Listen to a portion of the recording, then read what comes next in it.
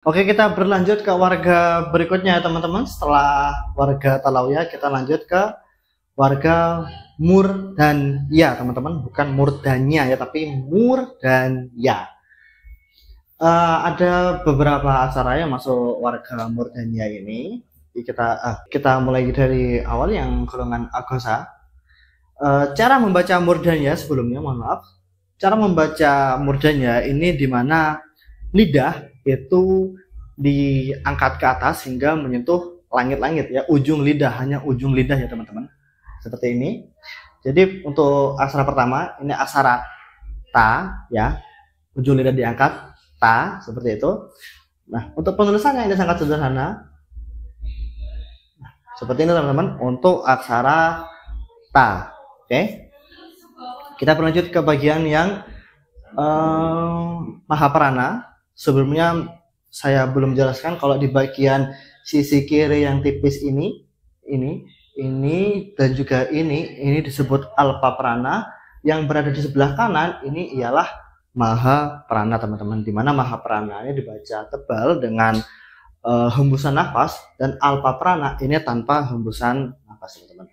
Oke, kita berlanjut ke aksara berikutnya, yakni aksara ta ya, ta teman-teman. Untuk penulisannya ini hampir sama dengan aksara ta, namun bagian akhir itu kalau dalam bahasa Jawanya kayak melungker ya teman-teman, melingkar ya. Untuk penulisannya kurang lebih seperti ini, hanya perlu satu sekali goresan saja. Seperti ini. Ini sudah terbaca aksara ca ya teman-teman. Oke, berikutnya bagian golongan gosa, yang bagian Alpa Prana itu terbaca aksara da teman-teman. Ini mohon untuk teman-teman berpikir jernih ya, karena ini betulnya hampir menyerupai hal yang sangat sensitif yang tidak pantas untuk kita bahas saat ini. Jadi dimohon untuk profesional, karena ini merupakan bentuk dari aksara da ya teman-teman, seperti itu. Untuk aksara da tetap bagian golongan gosa, ini hampir sama, cuman pada bagian garis akhir itu melingkar ke bagian dalam teman-teman. Untuk penulisannya kurang lebih seperti ini, ini sudah terbaca aksara da teman-teman. Jadi sebelumnya itu aksara da, yang berikutnya yang bagian Mahaprana itu baca aksara da gitu teman-teman.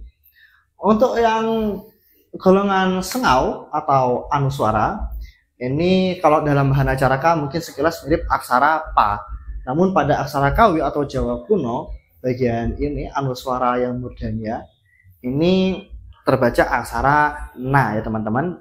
Tetap diingat ya, karena ini sangat penting bagian cara pembacanya. Ini yang membedakan antara murdania dan juga dantia, dimana sebenarnya ini jika ditulis Latin sama, namun cara pembacaannya tetap berbeda. Untuk aksara na ini tetap dimana ujung lidah menempel ke langit-langit, ini terbaca na ya teman-teman. Penulisannya sangat sederhana, juga menggunakan sistem sekali gores, kurang lebih penulisannya seperti ini. Oke, yang berikutnya yaitu arda suara, dimana arda suara bagian murdanya ini terbaca aksara ra ya teman-teman. Jadi ujung lidah itu bergetar di bagian atas ya, ra, seperti itu. Untuk penulisannya pada aksara ra ini sebenarnya ada banyak versi, di setiap prasasti dan juga setiap periode memiliki varian yang berbeda. Namun yang membuat aksara ra ini ialah menarik karena dia hanya memiliki satu garis vertikal di bagian tengah dan juga ada satu garis horizontal di bagian atasnya, yang apabila dituliskan seperti ini. Ada juga yang menulisnya cukup seperti ini teman-teman, seperti huruf T ya teman-teman, atau apabila divisualisasikan mirip gambar payung, seperti itu teman-teman.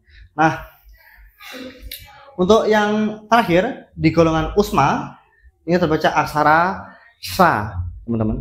Nah, ini karena berbeda seperti aksara sebelumnya terbaca aksara sya. Untuk yang ini huruf desis yang bagian murdanya ini terbaca aksara sa. Tetap diingat, itu kuncinya bagian murdanya itu ujung lidah ditempelkan ke langit-langit mulut ya teman-teman. Jadi terbaca aksara sa. Untuk penulisannya sama seperti aksara sya, namun ini terbalik secara horizontal ya teman-teman. Penulisannya seperti huruf U dan juga ada garis horizontal di bagian tengah seperti ini. Ini sudah terbaca aksara sa gitu. Oke, kita bisa lanjut ke aksara yang ya.